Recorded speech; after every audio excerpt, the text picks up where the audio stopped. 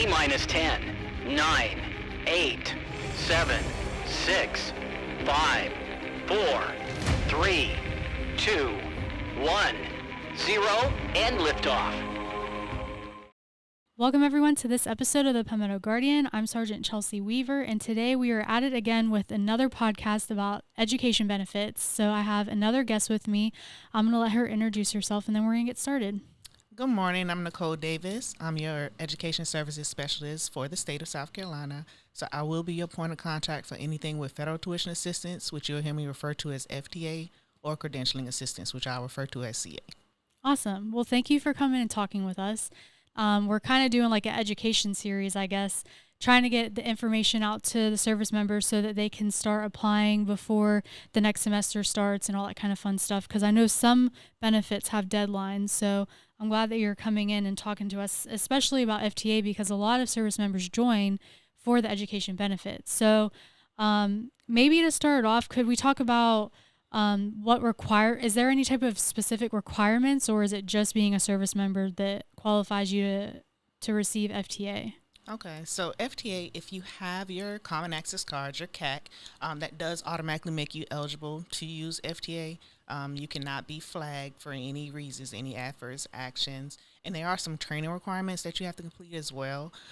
There's called the ArmyIgnited 101 training. It covers the entire FTA process. So it's very important for soldiers to actually pay attention to the video and don't just say, hey, I watched this video, because it's something that can be done independently, but we can also do it in the office with you if you need to as well.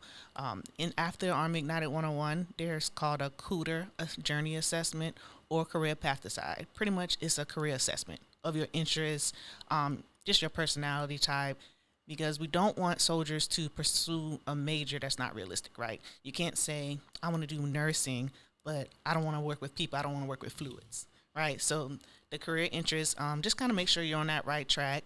There's also called a virtual benefits training.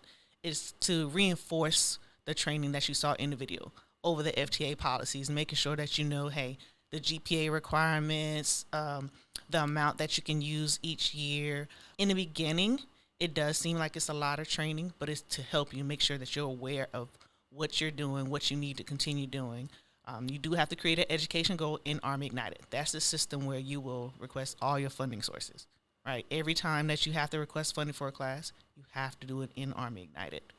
So once your education goal has been approved by myself or another staff helping me, then you can submit your tuition assistance request. So, and you can use that with the other benefits that we've already talked about, like CAP and GI Bill and all that. So you can use all of these together.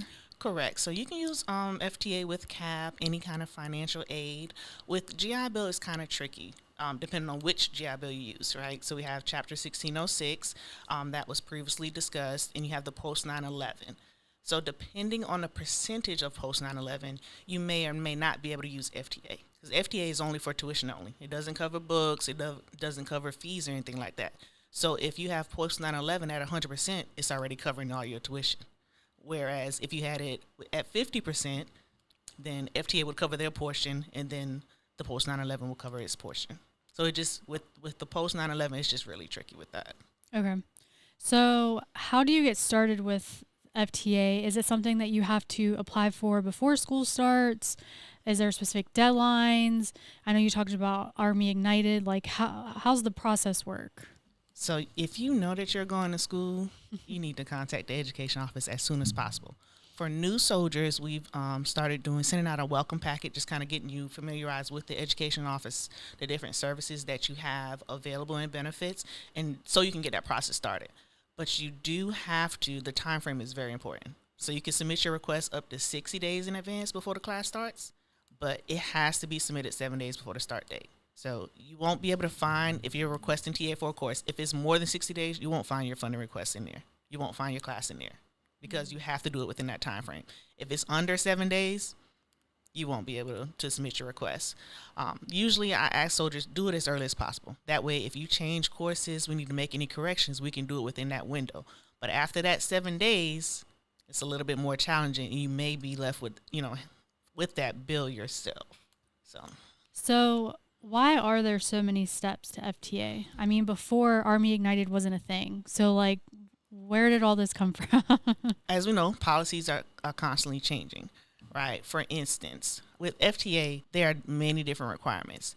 And because sometimes we have soldiers say, oh, I did not know that I couldn't get a C in graduate school, right?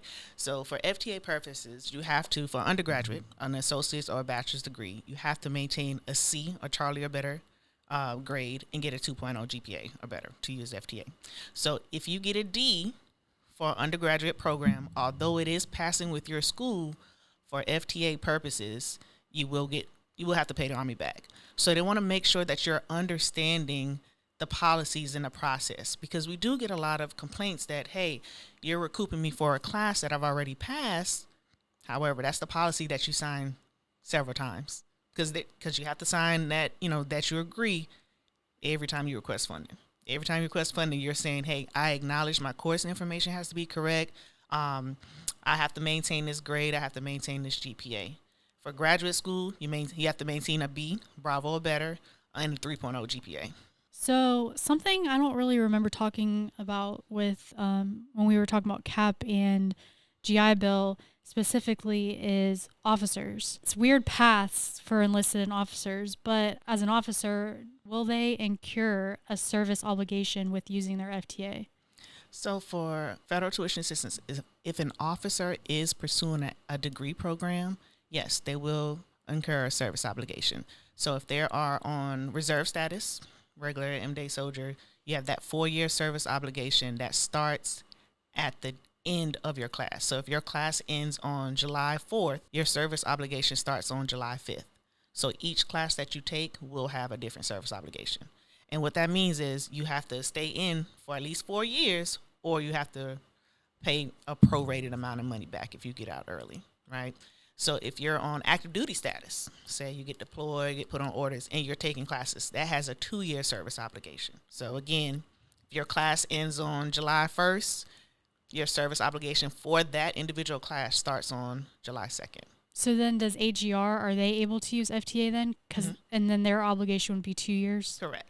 And it runs concurrently. If they have other obligations from maybe, say, schooling or something like that, it does run concurrently with that. So say I get my associate's degree. Does it start after I get my degree, or is it an obligation for every single class I take? Every single class that you take is an obligation. Oh, wow. Okay. So earlier when we first started, you were talking about funding and the amounts and stuff like that. Specifically, is there a specific amount for funding each year for FTA? Yes. So luckily, FTA just increased to $4,500 per fiscal year. So the fiscal year dates are October 1st of one year to September 30th of the following year. So that's $4,500 for the total year. It could be different from your school's academic year, and the Army pays up to $250 per credit hour. So I encourage soldiers, when you're looking at schools, look at the costs. Don't think, hey, I'm in the military, so everything will be covered, because that's not the case. So if schools are $166 per credit hour, FTA would cover the tuition portion. If it's $500 per credit hour, FTA would cover their portion, and then you will be responsible for the remaining balance, whether it's by using other financial aid, student loans, paying out of pocket, anything like that. So it's $4,500 per fiscal year or 18 semester hours, whichever limit you reach first. Does that make sense? Mm-hmm. So if you have a school that's $166 per credit hour, right, you're using less funding, but you're still reaching that 18 semester hours for that fiscal year. So it may look like you still have money available to use, but you've already reached that limit, so you won't be able to use that funding. Say I have a bachelor's degree and I didn't use FTA to pay for it. Can I use FTA to pursue a different bachelor's degree, or how does that work? Because I know different benefits you're only allowed to use for specific degrees. So with FTA, you can only use benefits for an advanced degree. So you cannot use it for an equal degree, or equal level degree that you have, or a lesser level degree. So if you have a bachelor's, you cannot use FTA to go back and get an associate's. You would be able to pursue a master's degree or one academic certificate. Everyone is allowed to pursue one academic certificate per lifetime. Okay, cool. Because I think it was CAP, and maybe GI Bill, you can't use it for like a master's, and right? CAP. Yeah. CAP, you can't. You can't use CAP. So FTA is another way to be able to get your master's or greater versus just having CAP and stuff like that. Correct. Okay. So we're talking about the different levels of degrees that people go for. And I know master's is a big one that people are always concerned about, especially officers, but also doctoral degrees. Can FTA be used to obtain a doctorate? Unfortunately, FTA cannot be used. I do encourage soldiers to possibly, if they have GI Bill benefits available and if they have not used them all, to look at using your GI Bill to cover some programs. Some schools may do fellowships or internal scholarships that they may offer to try to reduce that cost. So when you're looking at the schools, you do want to see what funds are available. What do they offer as well? You know, they have the program, but you know, how can I pay for this program without going into student loan debt, right? It's like, I'm glad that we're having these conversations though, because I feel like a lot of times service members don't get to use the benefits that they originally are enlisting for because the units maybe aren't as well educated with the different things. And having your office specifically with everybody who has a specific job, whether it's FTA, GI Bill, like that's your area of expertise, so they can come to you and make sure that they're getting the correct information and getting those benefits.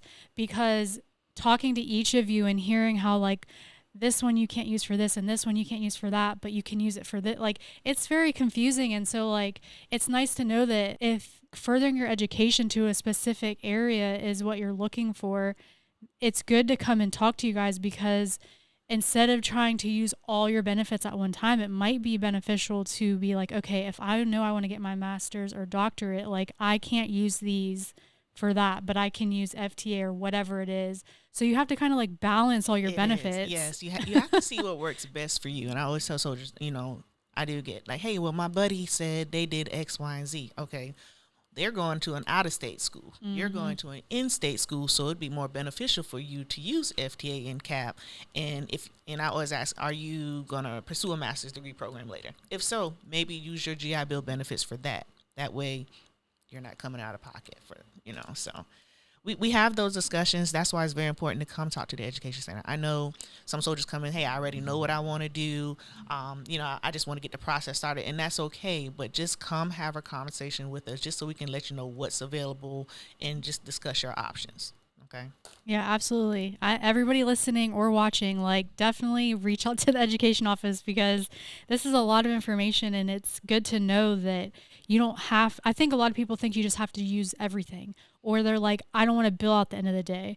But sometimes it might be worth not using something right now and saving it for later, because you just never know. So I'm glad that we're having this discussion, honestly, because I didn't know half this stuff. And it's always changing. That's the thing I tell people. You know, I may talk to you now, and then 3 months later, the policy has changed. The process has changed. So it's always important to, you know, either contact our office, shoot us an email, you know, follow our social media, because we try to push out the information in several different ways just to reach people, right? Because I've had it where soldiers go, I didn't even know y'all had an office here, you know. So just trying to get the information out, like, hey, we're here to support you, but we can't force you to do it. We need you all to reach out. And then making sure your contact information is updated, because I do try to call soldiers, and either the email is bouncing back or the telephone number is, you know, has changed since then. So it's just important to keep your information updated. That way, if there are any issues with your funding request, I can contact you and address it immediately. Because we can do more things beforehand, but after the course starts, kind of my hands are kind of tied based on policy. So now, is FTA a benefit where you can apply after classes start and get back pay, or you have to apply before for that semester or those courses? You have to apply before. Okay. You know, of course, there's, you know, different things, special circumstances if something were to happen. However, best practice, get it done in advance. Use your course registration or your course schedule from your school when you're filling out your FTA request, because your information that's on your request, the class name, the class start and end dates, credits, all that have to match what's at your school, right?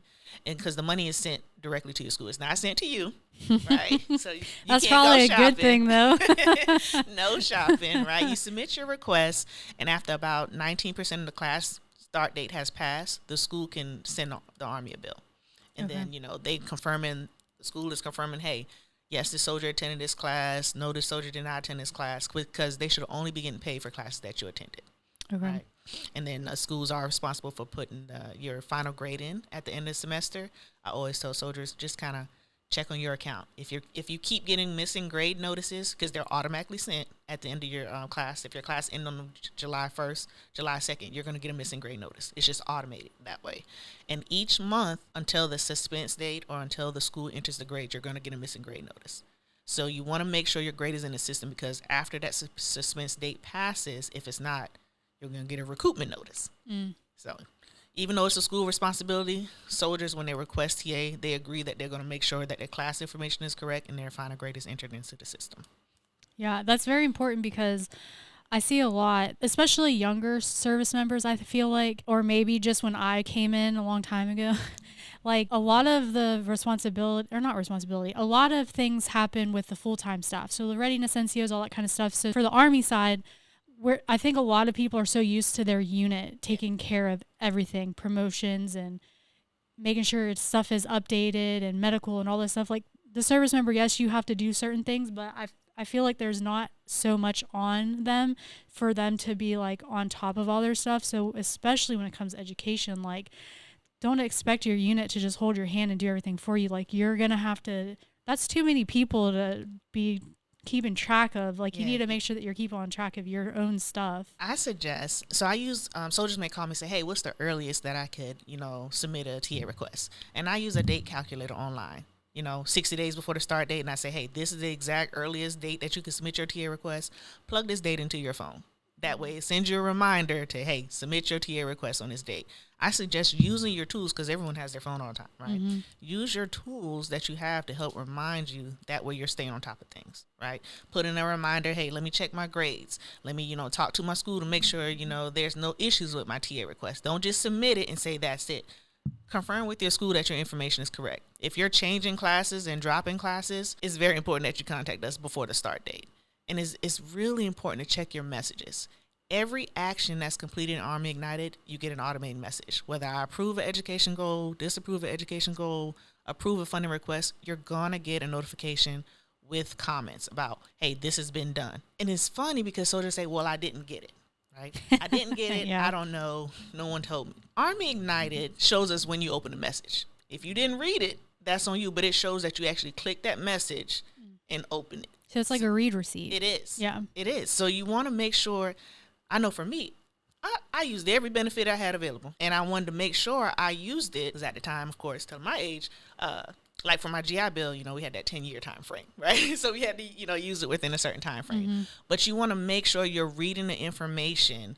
That way you know what you're supposed to do. You don't want to sign off on a house or a loan and not know what you're supposed to do, not know the requirements, right?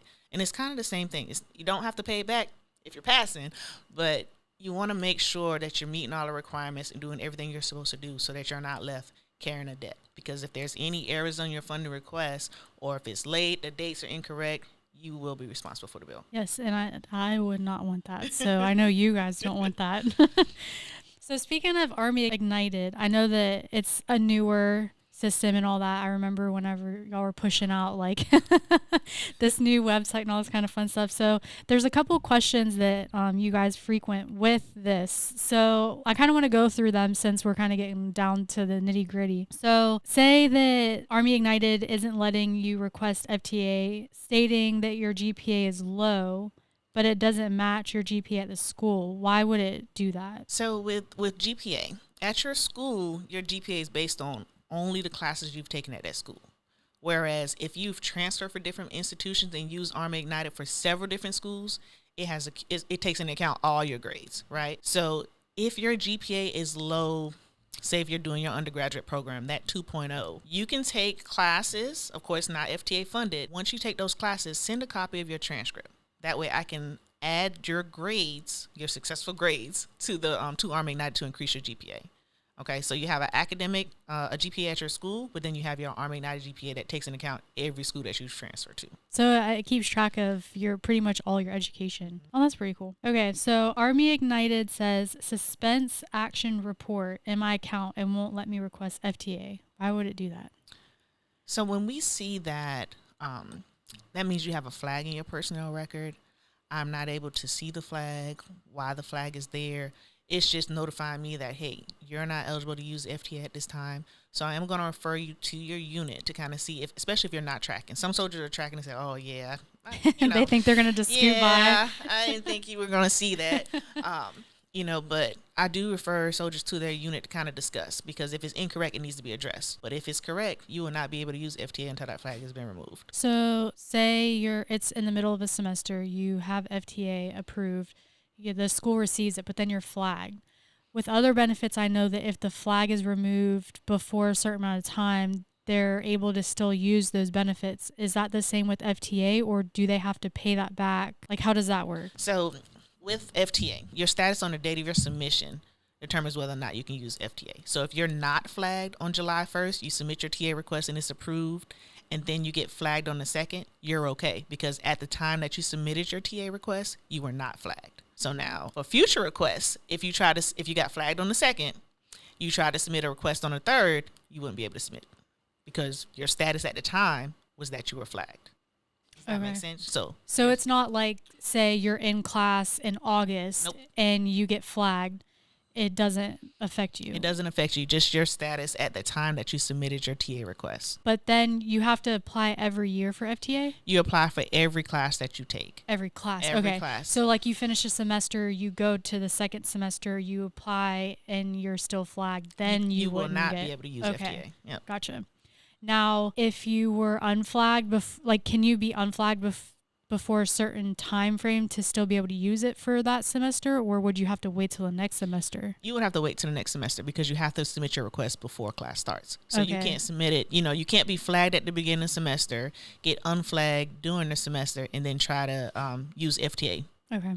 That start date has already passed. You have to look towards the future now. So don't get flagged. Don't get flagged. That's the thing. It's not worth it. Hey, don't get flagged. Keep your GPA up. You can continue using your FTA. All right, a couple more questions about Army Ignited. So say I'm trying to request FTA, but I cannot find my term dates. Why would that be? There's a couple of reasons. So degree programs, courses, and term dates and costs are all entered into what's called the AI portal by the school, right? So the soldiers have Army Ignited, schools have AI portal. If the school has entered that information and it's not reflected in Army Ignited, it's either over 60 days or it's under that 7-day time frame, because you would only be able to see it during that window that you can request FTA. So if you're within that time frame to request FTA and the courses it's still not in there, contact your school. Let them know, hey, I'm trying to request FTA. My class is not in the system. Can you please add it for me? Okay. Now, what about if the system's down? How would you navigate that? Typically, any outages, any regular schedule outages, we know in advance. There's a blue banner at the bottom of Army Ignited letting us know, hey, system is scheduled for maintenance during this time. So it's important to not just click the X to make that go away so you can navigate Army Ignited. You do want to click and read that information, because it talks about any outages, any policy changes, or things of that nature. However, if there is an unexpected outage, you do need to contact the education office so that we can kind of see what guidance we've been given regarding FTA at that time. Okay. So don't just sit around waiting to be like, oh, well, I have a couple more days. No, reach out. I've seen it where soldiers say the class starts on a Monday and they're calling either Thursday or Friday to try to request funding, but their personnel records is incorrect, right? Say, for instance, the flag. It's showing that the soldier's flag. They're saying they're not. It's going to give, you need to give your unit time to correct your record, right? That's not an excuse for a late submission for FTA, because soldiers are responsible to make sure their records are correct. You have to make sure your IPSA is correct. There's no flags or your contact information correct. That's another requirement that's in the Army Ignited training, that's in the virtual benefits training that you sign, that you agree that, hey, I'm going to make sure my record and information is correct, because that does not give me an exception to request FTA. Okay. So it's very important. And it seems like a lot, but once you, to me, and I've had soldiers, say once they started using it, once they got started, it's okay. It's just the beginning, kind of all the work in the beginning. But you only have to submit your education goal once, unless you were to change schools or you graduate, which, we welcome that. You only have to submit the education goal once. So once you do that, you're able to request funding as you need, as you have funds available, right? So once you hit that limit for that fiscal year, whether it's the 4,500 or the 18 semester hours, the system will let you know, hey, you reached your limit for this year. You got to wait until the new fiscal year. Okay. So earlier you were talking about the grades and inputting GPAs, all that kind of stuff. So if Army Ignited is saying that your request is missing grades, how would they go about updating that? Would they just contact you, or can they update it themselves? So if you're nearing that suspense date, soldiers can send an unofficial transcript, because we don't want you to have to pay for something that you don't have to, right? You can send a message in Army Ignited and attach your unofficial transcript. That way I can add your final grades for you. Okay. Yep. So you were talking earlier about like the automations and like you can see when they see messages, all that kind of stuff. So if they do anything in Army Ignited, send a message or update and all that, do they need to contact you guys, or can you see it on your end what they're doing on their side, I guess? So if a message is sent in Army Ignited, or a soldier submits a education goal or submits a TA request, it automatically comes to me. So you don't have to call that way, because I'm going to respond back, send you a message in Army Ignited. Hey, I've approved your education goal, or hey, I've received this document, I've added it to your account. You don't have to give me a call as well, because it comes directly to me. Okay. Sometimes I get 2 to 3 emails, and then I get 2 to 3 Army Ignited messages. It's all the same Yeah. thing.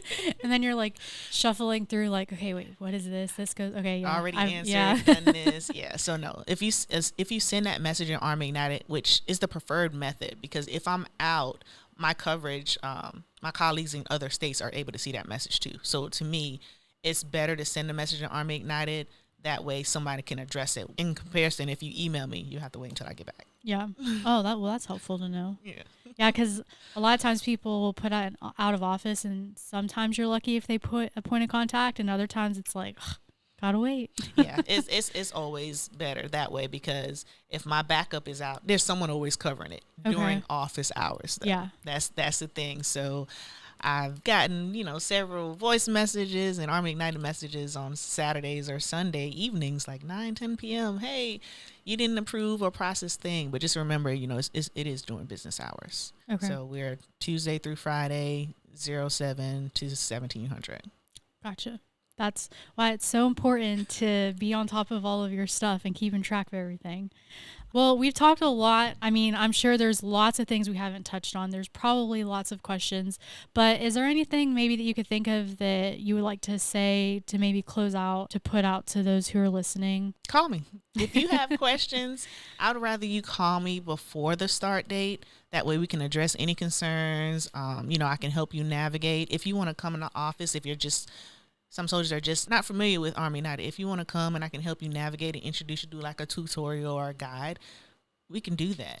But use your resources. We're here for you. Don't think you have to do everything by yourself. We're going to help you out the first couple times. Now, if you've been using FTA for about 2-3 years and the process hasn't changed, I'm going to expect you to know what you're supposed to do. Mm-hmm. But still, call us if you have questions. I would rather you call me. Hey, Ms. Davis, I'm sorry for bothering you again, because I do have my faithful few every semester, but I would rather you do that so we can get it right. Okay. Can you give everybody your information? And I'll put it in the description too. My email address is nicole.l.davis56.civ@us.army.mil. My telephone number is 803-299-5318. Awesome. Well, again, I really appreciate you coming in and talking with us.